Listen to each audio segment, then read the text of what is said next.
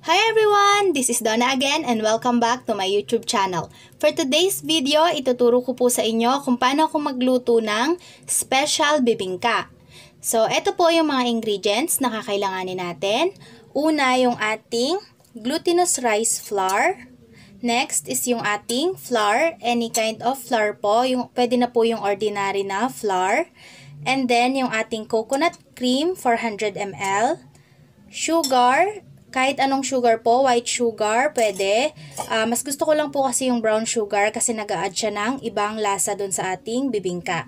And then, yung ating 1/2 cup of water, melted butter, 3 pieces of egg.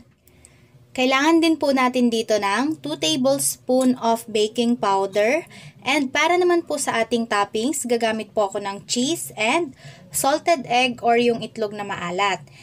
At gagamit din po tayo dito ng hulmahan. Ito po yung ginamit kong hulmahan. Nilagyan ko lang po siya ng dahon ng saging sa ibabaw. So, ayun lang po. Umpisahan na natin.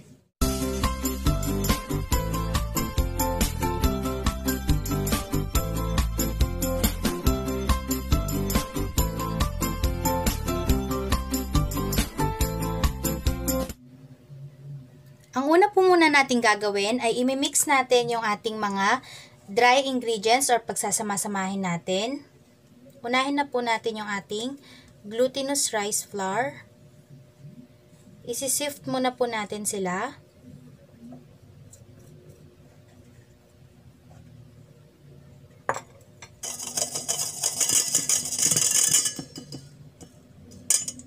And then yung ating flour.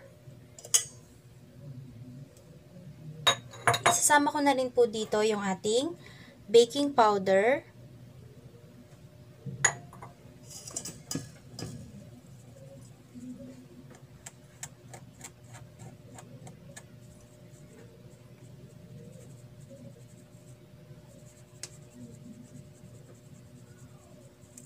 Mix lang natin ito.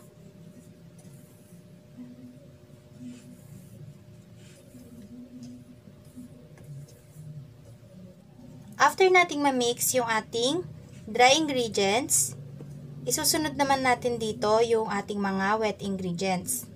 So, dito sa dry ingredients, sasama na rin natin yung ating sugar or brown sugar.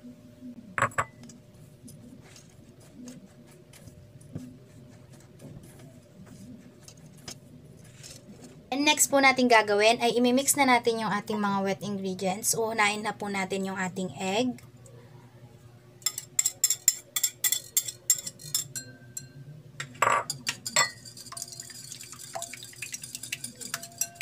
And then, isusunod na po natin yung ating melted butter.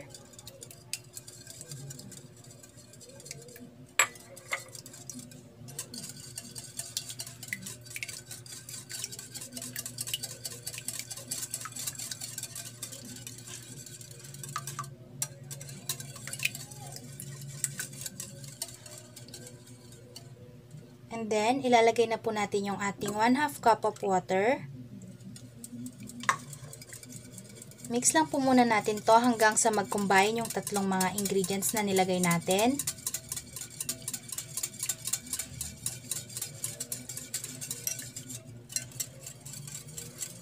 Ilalagay na po natin dito yung ating gata or coconut cream.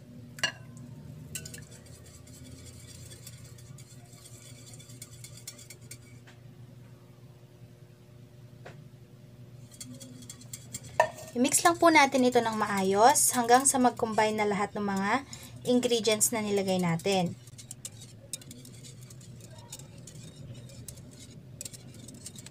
And then, after nating ma-mix itong ating mga wet ingredients, paghahaluin naman po natin ngayon yung ating wet and dry ingredients.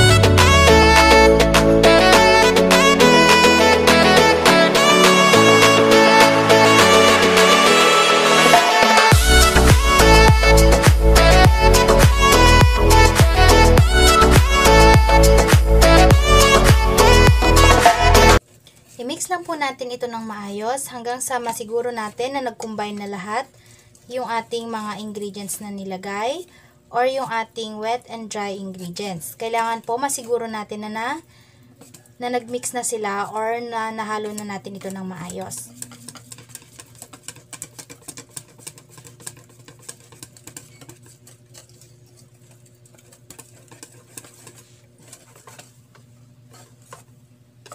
And then, after po natin itong haluin, isasalin lang natin ito sa ating molder or yung sa ating lianera. And then, lalagyan na natin siya ng toppings.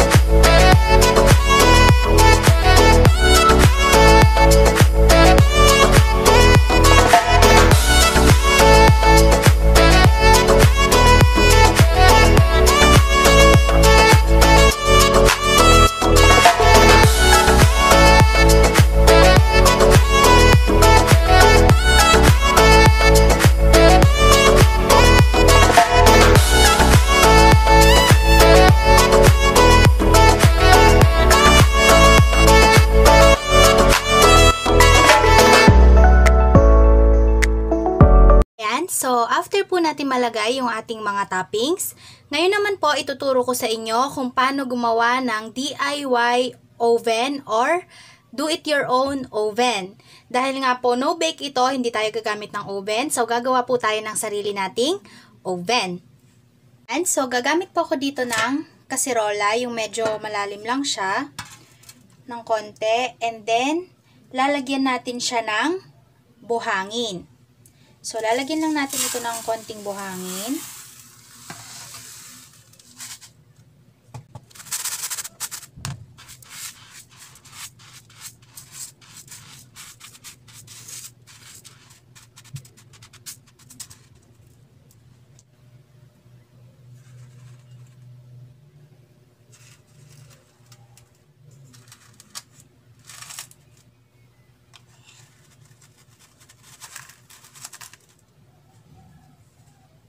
And then, saka po natin siya tatakpan. Kailangan po yung takip ng inyong lutuan ay talagang saktong-sakto and wala siyang space or hindi nakakalabas yung init.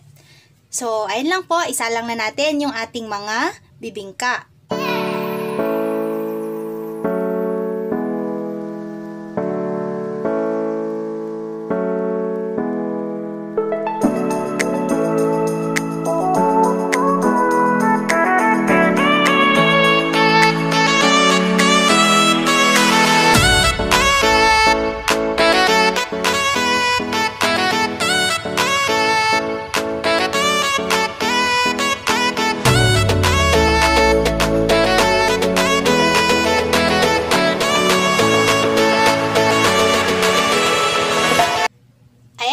Ito na po ang ating homemade bibingka using improvised oven. So, sana po nagustuhan nyo yung ating recipe for today. And thank you guys for watching and please don't forget to subscribe sa mga bago lang sa channel ko. At huwag nyo na rin pong kalimutang pindutin yung bell button below para notified po kayo every time may bago akong upload na video. So, thank you guys again and see you on my next video. Bye!